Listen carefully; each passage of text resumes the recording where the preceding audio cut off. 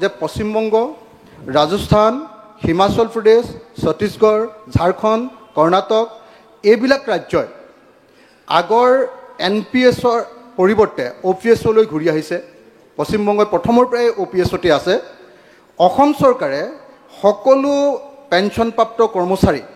অৱসৰ জীৱনৰ নিৰাপত্তাৰ বাবে সকলো কৰ্মচাৰীৰ বাবে, কিছুমানটো OPS-ত আছে, সকলো কৰ্মচাৰীৰ বাবে OPS-লৈ ঘূৰি আহিবনে? Honorable Chief Minister. মাননীয় অধ্যক্ষ মহোদয়, ইয়াত যিকেইটা ফেচবুকৰ জৰিয়তে ডাটা সংগ্ৰহ কৰা হৈছে তাত সমস্যাটো এইটোৱে হ'ল যে এওঁলোক ভেঞ্চাৰ স্কুলৰ শিক্ষক আছিল আৰু মানৱীয়তাৰ কাৰণতে এখেতসকলক প্ৰাদেশিকৰণ কৰা হৈছিল। চৰকাৰত এওঁলোকক চাকৰিৰ কাৰ্যকাল 3 বছৰ, 4 বছৰ, 5 বছৰ। NPS আৰু OPS-ৰ গুণগত পাৰ্থক্য প্ৰাদেশিকিত ভেঞ্চাৰ স্কুলৰ শিক্ষকক লৈ কৰা উচিত নহয়। আজি আমাৰ কনিষ্টবলত যিবিলাক ল'ৰা সোমাইছে বা আমি যি 1 লাখ ল'ৰাক নিযুক্তি দিছোঁ, তেওঁলোকে OPS-তকৈ বহুত বেছি টকা পইচা পাব আফটাৰ 35 years অফ ছাৰ্ভিচ। আজি যিখিনি OPS-ৰ কাৰণে আমি সঘনাই পাই আছোঁ, এই গোটেইখিনি অখিল গগৈ ডাঙৰীয়াৰ উত্তৰতে দেখা গৈছে যে তিনিওজনেই শিক্ষক আৰু এওঁলোক প্ৰাদেশিকিত বহুত দিন ব্যক্তিগত খণ্ড বা সামাজিক খণ্ডত কাম কৰি তেওঁলোক ভেঞ্চাৰ আছিলে, ভেঞ্চাৰৰ পৰা প্ৰভিন্সিয়েলাইজ হ'ল, কোনোবা 8 মাহ কাম কৰিছে, কোনোবাই 6 মাহ কাম কৰিছে, কোনোবাই 2 বছৰ কাম কৰিছে, কোনোবাই 3 বছৰ কাম কৰিছে। এতিয়া এখেতসকলে চৰকাৰৰ পেঞ্চন পোৱাৰ বাবে বহুতে যিটো ৰিকুৱাৰ্ড পিৰিয়ড অফ ছাৰ্ভিচ কৰিব লাগে সেই ছাৰ্ভিচটোও কৰা নাছিলে। যে এওঁলোক OPS হ'লেও পেঞ্চন পাব বুলি কোনো গেৰেণ্টি নাছিলে, কাৰণ পেঞ্চন পাবৰ কাৰণে এটা ৰিকুৱাৰ্ড ছাৰ্ভিচ এটাও কৰিব লাগে। এতিয়া প্ৰশ্নটো হ'ল, ভাৰত চৰকাৰে এখন কমিটি বনাই দিছে OPS আৰু NPS-ৰ বিষয়টো আলোচনা কৰাৰ কাৰণে। তাতে অসম চৰকাৰে এটা প্ৰস্তাৱ দিছে, যিটো যোৱাকালি কেৰেলাটো একেখিনি কথা কেৰেলাৰ বিধানসভাত এইবাৰ বাজেটত উল্লেখ কৰা হৈছে যে এচিউৰ্ড পেঞ্চন, অৰ্থাৎ এজন ব্যক্তিয়ে OPS-এ হওক NPS-এ হওক এটা এচিউৰ্ড পেঞ্চন এটা তেওঁলোকে পাব লাগে। আৰু অসম চৰকাৰে কেন্দ্ৰীয় চৰকাৰৰ যিখন কমিটি বনাই দিছে ফাইনেন্স ছেক্ৰেটাৰীৰ লগত, সেই ফাইনেন্স ছেক্ৰেটাৰীৰ নেতৃত্বত হোৱা কমিটিখনত অসম চৰকাৰে স্মাৰক পত্ৰ দিছে যে OPS-এ হওক NPS-এ হওক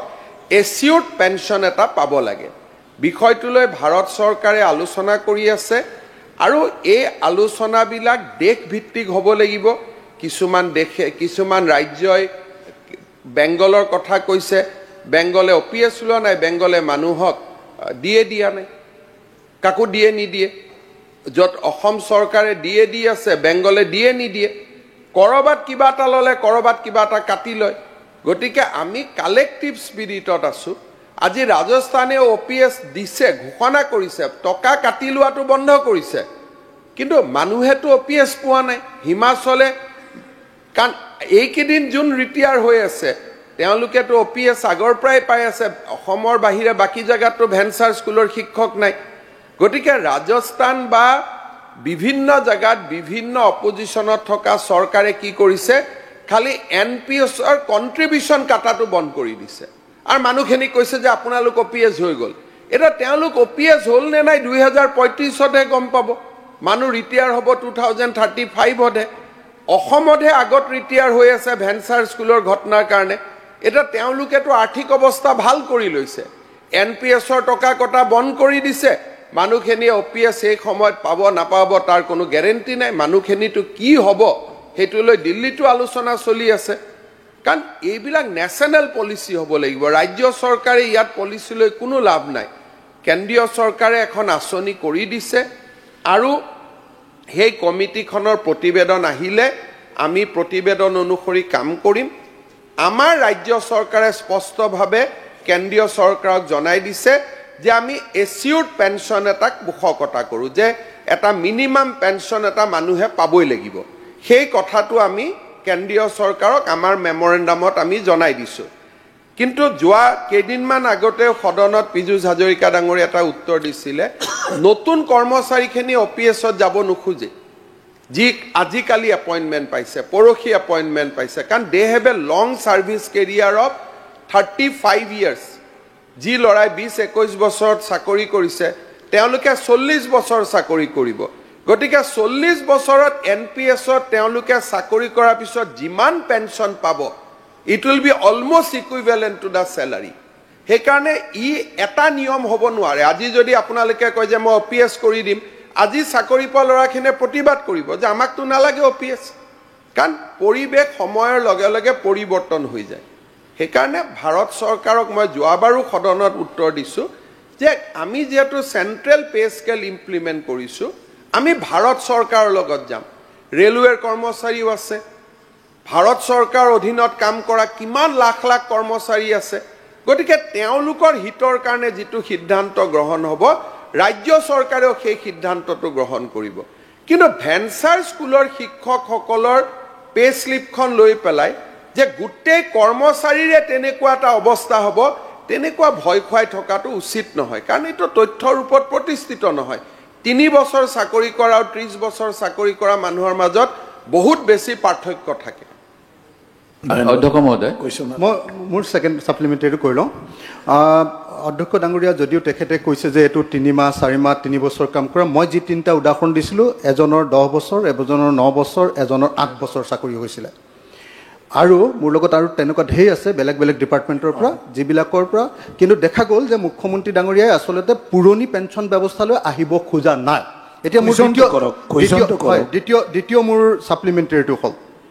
মাননীয় মুখ্যমন্ত্ৰীয়ে